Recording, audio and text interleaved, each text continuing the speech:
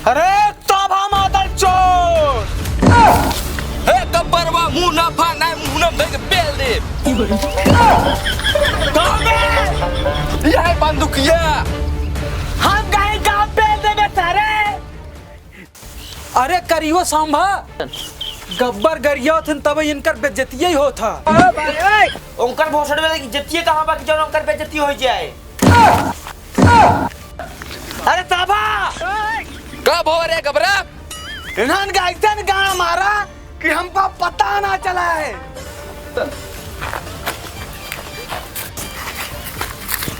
हे सही से गब्बर गणी मरी है। भूख लागत बा यार।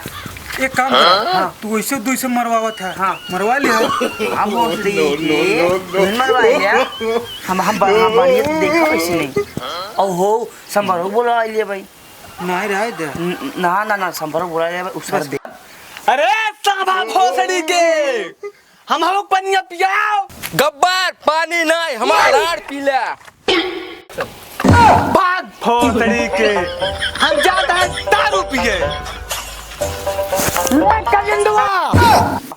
पाइप बना माना तो आपन संगानियों मरी अपने से पैकों बनवा मना ले तो हम पाइप बना।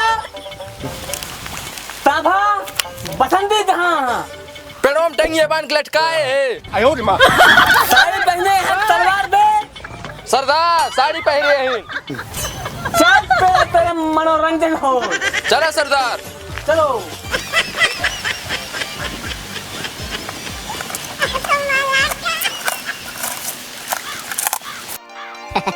कोनो दिलवा शिकार हो जइबू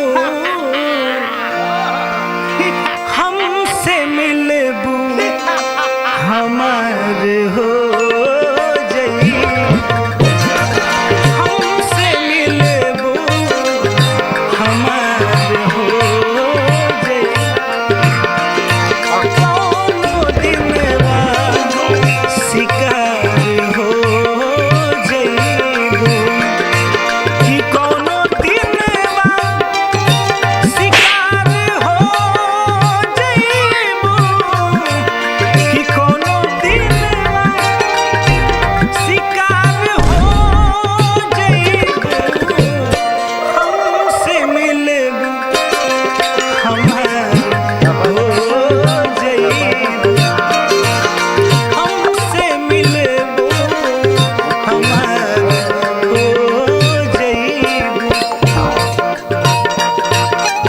गब्बर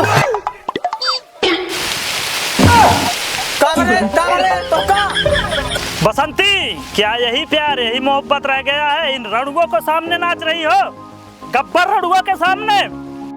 अरे मार इसको गोली मार। कुत्ते गब्बर मेरे भाई को गोली मार दिया। अगर तू अपनी माँ का दूध पिया है मेरे सीने में गोली मार के दिखा।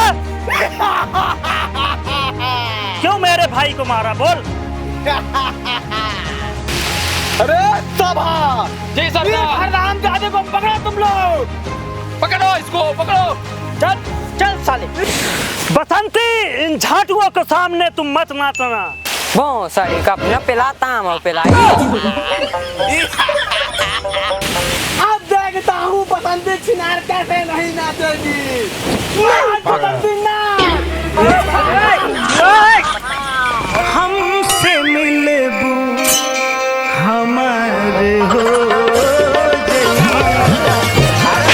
हमसे मिलबू हमार हो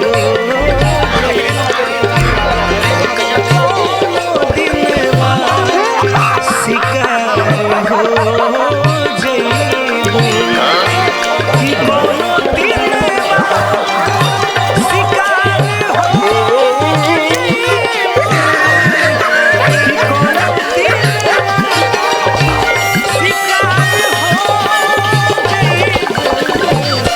हमसे मिलबू हमार हो